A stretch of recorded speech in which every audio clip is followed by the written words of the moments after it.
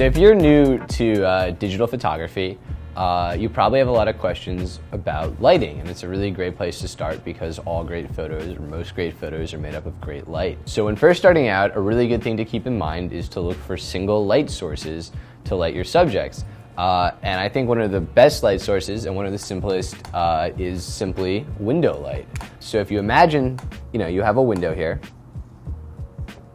pardon my drawings, and you have the light coming in, you use that as a light source as you would any other light source.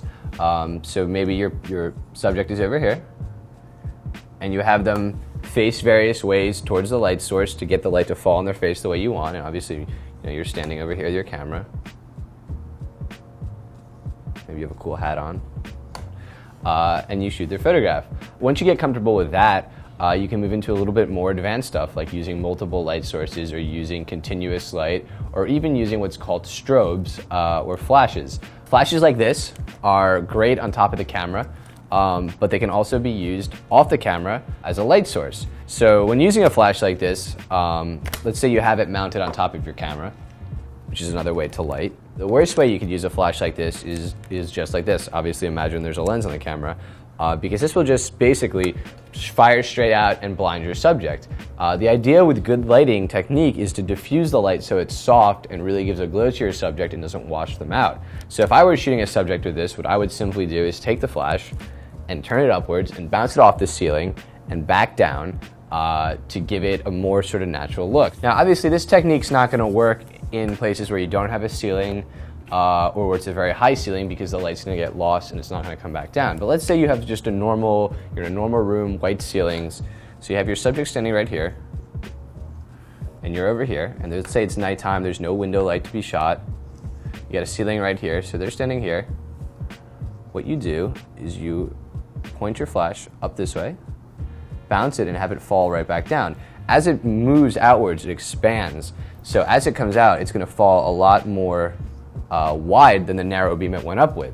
However, you got to take into account that when you're bouncing it up and down, you're doubling the distance that the light is going to travel, and you're also going to lose some light that's going to get absorbed into the ceiling. So to combat that, you need to increase the output of the flash. So just keep that into account, especially if you're using your flash on automatic mode. You're going to have to play with it a little bit to get it just right. Other ways to light, once you get a little bit more advanced and you want to throw in a second light, and my personal favorite way to light is to use two of these guys, umbrellas. These are great because, similar in the idea of bouncing off the ceiling, these diffuse the light. So you have your light source, let's say it's this flash, behind and firing through. This is going to put out a really wide stream of light and a really soft stream of light. So I'll have the subject standing in the middle,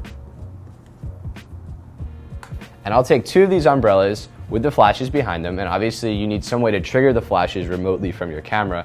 There's a lot of options to do that, whether it be a sync cable, wireless flash triggers, so on and so forth. I'll take a flash stand, which is essentially a tripod but skinnier and made to hold a flash. And I'll put the flash on it like this, pointed straight over, and I'll have my umbrella coming through and set up kind of like that. I'll do the same thing on the other side with the umbrella. Obviously ignore my poor drawing skills. And then you have the subject stand in the middle.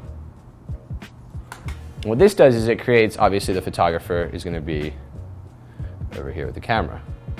What this does is it creates just a very soft light that flows on both sides of the face, so there's no harsh shadows, and it's a very flattering light. It's a really simple light and it's really effective. Once you kind of get that down, you can get even more advanced. You can throw a third light in.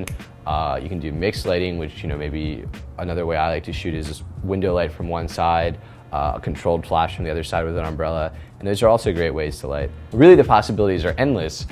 This is my favorite way particularly, but you can use the lights and you can rearrange the lights and reposition them to give harsh shadows to kind of get the effect you're going for. So if you're trying to make someone look ominous or mysterious or sketchy, you can move the lights around, move them to the back to just give a harsh shadow somewhere. You can also do that using one light to just give half the face, kind of like Two-Face from Batman, Just give half the face kind of a glow and the other half just kind of shadowed out.